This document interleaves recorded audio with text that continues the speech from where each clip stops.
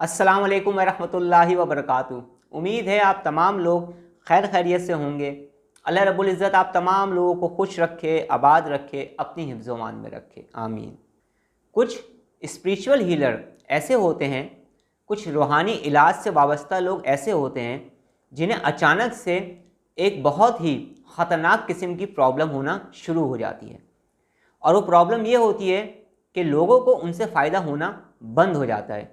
वो जो दम करते हैं या जो रूहानी इलाज करते हैं, उस रूहानी इलाज की पावर कमज़ोर पड़ना शुरू हो जाती है।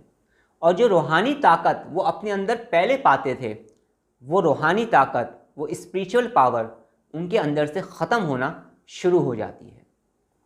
काफ़ी अरसे से वक्तन फ़वक्तन मेरे पास ऐसी कुछ कॉल्स आईं, कुछ ऐसे मसाइल आए रूहानी आमलीन के, कि उनका ये कहना था कि पहले तो हम दम करते थे तो लोगों को फ़ायदा होता था, पहले हम स्पिरिचुअल ट्रीटमेंट करते थे तो लोगों को फ़ायदा होता था। अचानक से लोगों को फ़ायदा होना कम होना शुरू हो गया। अचानक से लोगों को जिस तेज़ी से पहले फ़ायदा होता था, अब फ़ायदा नहीं होता। और कुछ लोगों के साथ तो ऐसी प्रॉब्लम ये हो गई कि जब वो किसी को दम करते थे या किसी का रूहानी इलाज करते थे तो बिल्कुल भी फ़ायदा नहीं होता था। यानी कि उनका दम, उनकी स्पिरिचुअल पावर बंद हो चुकी थी। याद रखिएगा कि जब आपका दम जारी हो जाता है और उसके बाद आपका दम बंद होना शुरू हो जाता है, तो ये बहुत ही ख़तरनाक सिचुएशन बन सकती है आपके लिए। ये एक रेड अलार्म है उस स्पिरिचुअल हीलर के लिए, उस रूहानी मालिज के लिए, जो कि बहुत ही ज़्यादा ख़तरनाक साबित हो सकता है। क्योंकि जब किसी इंसान का दम जारी हो जाता है तो उसके बाद फिर कोई ना कोई ऐसी गलती ज़रूर होती है जिसके बाद रूहानी तौर पर उसके दम को बंद कर दिया जाता है, या उसका दम बंद हो जाता है, या उसके दम में से असर ख़त्म हो जाता है, या उसकी रूहानी पावर में कमी आना शुरू हो जाती है। आज मैं इंशाअल्लाह ताला आपको एक ऐसा तरीका बताने जा रहा हूँ जिस तरीके पर अमल करके आप अपने दम को जारी कर सकते हैं दोबारा से। अगर आपके साथ इस किस्म की प्रॉब्लम हो गई है तो इस 7 दिन के अमल से आप अपने दम को दोबारा से जारी कर सकते हैं। आज का जो ये अमल था ये थोड़ा सा मुश्किल था, लेकिन मैं इसे आसान करके पेश कर रहा हूँ, आसान करके आपको इजाज़त दे रहा हूँ, ताकि जिसके साथ भी ये प्रॉब्लम हो रही है वो 2 काम करेगा। एक काम तो जो मैं तरीका बता रहा हूँ उस तरीके पर अमल करेगा, और दूसरा काम, उसका दम बंद क्यों हो गया, लोगों के काम होना बंद क्यों हो गए, उसकी स्पिरिचुअल पावर में कमज़ोरी क्यों आ गई, उसकी रूहानी ताकत में कमज़ोरी क्यों आ गई, इसकी वजह को तलाश करना उस शख्स का काम है। जब तक आप इस वजह को तलाश नहीं करेंगे, जब तक इस प्रॉब्लम से 100% आप नहीं निकल पाएंगे। मेरे तजुर्बे में ऐसी बहुत सारी चीज़ें आई हैं और ऐसे बहुत सारे स्पिरिचुअल हीलर अल्हम्दुलिल्लाह मेरे पास आए जिनके साथ ये प्रॉब्लम थी और उनका ये मसला हल हो गया। लेकिन एक सच बात बताऊं मैं आपको, मैंने बहुत सारे लोगों के साथ ये प्रॉब्लम चंद वजूहात की वजह से होती भी देखी। उन चंद वजूहात में से आज सिर्फ एक वजह के बारे में बात करूंगा जो कि बहुत अहम है। जब आप लोगों की स्पिरिचुअल ट्रीटमेंट करते हैं, रूहानी इलाज करते हैं, लोगों को आपसे फ़ायदा होने लगता है, तो कुछ स्पिरिचुअल हीलर होते हैं जिन्हें शैतान आ घेरते हैं, जिनका नफ्स उन्हें बहका देता है और उनके अंदर दौलत परस्ती और शोहरत परस्ती आना शुरू हो जाती है। फिर वो रूहानी इलाज के नाम पर लोगों को बेवकूफ़ बनाना शुरू कर देते हैं।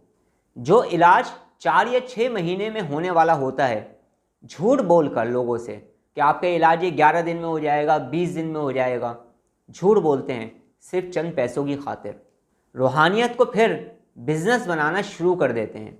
जब भी कोई रूहानी मालिज, जब भी कोई स्पिरिचुअल हीलर दौलत परस्ती में, शोहरत परस्ती में पड़ जाता है, तो ये बात याद रखिएगा कि उसकी स्पिरिचुअल पावर कमज़ोर पड़ना शुरू हो जाती है, उसकी रूहानियत उससे रूठ कर जाना शुरू हो जाती है और शयातीन फिर उस शख्स को घेर लेते हैं। इसलिए इन चीज़ों से दूर रहें, मखलूक खुदा की खिदमत करें। अगर आपकी कोई फ़ीस है, आपके कोई चार्जेज़ हैं, आप अपना वक्त दे रहे हैं, अपने वक्त को आप चार्ज कर रहे हैं, तो आप इंतहाई इखलास के साथ, मुकम्मल ईमानदारी के साथ अपनी फ़ीस को ले सकते हैं। लेकिन जब आपने झूठ बोलना शुरू किया, जब आपके अंदर दौलत की हविस बढ़ना शुरू हो जाएगी, तो फिर आप यकीन माने आपके अंदर से स्पिरिचुअल पावर निकलना शुरू हो जाएगी। अब जब आपका दम जारी हो जाए और लोगों को फ़ायदा होना शुरू हो जाए, तो आपने सच्चाई की बुनियाद पर, ईमानदारी की बुनियाद पर लोगों की खिदमत करनी है। इस बात का अज़म आज से ही कर लीजिए। जो लोग मखलूक खुदा की खिदमत करते हैं अल्लाह की रज़ा के लिए, अल्लाह उनसे खुश होता है। और जो लोग दौलत की खातिर, शोहरत की खातिर या किसी भी वजह से, किसी भी नफसानी ख्वाहिश की खातिर अल्लाह की मखलूक को धोखा देते हैं, अल्लाह रब्बुल इज़्ज़त उस इंसान से नाराज़ होता है। तो हमें ऐसे काम करने हैं कि अल्लाह हमसे खुश हो जाए। चलें अब हम अमल के तरीके की तरफ आते हैं। सबसे पहले आपने एक काम करना है, थोड़े से बखूर का इंतज़ाम करना है, इतर का इस्तेमाल करना है। इन 7 दिनों में तस्बीह आपकी एक होनी चाहिए, जनमाज आपकी एक होनी चाहिए और लिबास भी आपका एक होना चाहिए। और जो आप बखूर जला रहे हैं वो भी आपका एक ही होना चाहिए, खुशबू उसकी एक ही होना चाहिए। जिस दिन आप अमल को शुरू करेंगे उस दिन आपने सबसे पहले गुस्ल करना है।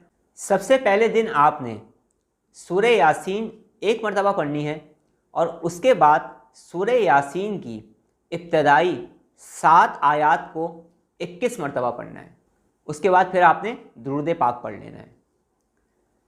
फिर दूसरा दिन हुआ, दूसरे दिन आपने अव्वल आखिर दुरूद पाक पढ़ना है और उसके बाद या कहारो 1100 मरतबा पढ़ना है। तीसरे दिन आपने अव्वल आखिर दुरूद पाक पढ़ना है और उसके बाद 7 मरतबा एक ही निशिस्त में आपने सूरह रहमान पढ़नी है। और जब आप सूरह रहमान पढ़ लें तो उसके बाद आपने सीने पर दम करना है। एक अहम तरीन चीज़ है, वो मैं आपको आखिर में बताता हूँ।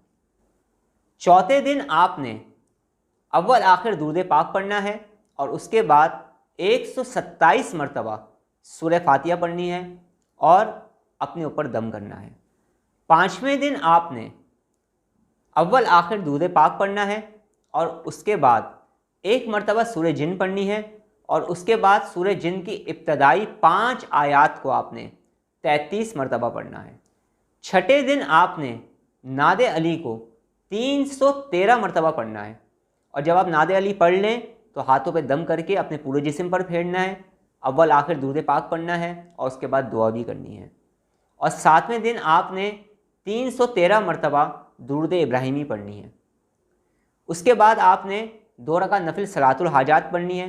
एक अहम तरीन चीज़ जो मैंने आपको बतानी थी वो ये है कि अमल शुरू करने से पहले 2 रकात नफिल सलातुल हाजात आपने पढ़नी है और आखिर में भी 2 रकात नफिल पढ़ेंगे और अपने मकसद के लिए दुआ करेंगे। उसके बाद आपने अमल ख़त्म करने के बाद किसी भी ज़िंदा जानवर का सदका देना है अपनी हैसियत के मुताबिक। आप गाय का सदका देना चाहें आप गाय का सदका दे दें, आप बकरे का सदका देना चाहें आप बकरे का सदका दे दें, आप ऊँट का सदका करना चाहें आप ऊँट का सदका कर दें। कम से कम एक मुर्गी का सदका ज़रूर करिएगा और उसका गोश्त किसी न किसी गरीब को दे दिएगा। इंशाअल्लाह ताला जब आप इस अमल को करेंगे तो इस अमल को करने की बरकत से जो आपका दम बंद हो चुका है वो जारी होना शुरू हो जाएगा और लोगों को दोबारा से फ़ायदा होना शुरू हो जाएगा। जो लोग भी ये अमल करना चाहते हैं अगर उनको मुनासिब लगे तो सबसे पहले मुझसे इजाज़त ले लें, वरना वीडियो की सूरत में मेरी तरफ से तमाम लोगों को इजाज़त है। उन तमाम लोगों को जिनके साथ ये प्रॉब्लम है, जो स्पिरिचुअल हीलर हैं, ये वीडियो स्पिरिचुअल हीलर या उन रूहानी आमलीन के लिए बना रहा हूँ जिनके साथ ये मसाइल हो रहे हैं। अब मैं आपसे इजाज़त चाहता हूँ। अपना बहुत ज़्यादा ख्याल रखिएगा, मुझे दुआओं में याद रखिएगा। अस्सलाम वालेकुम व रहमतुल्लाहि व बरकातुहू।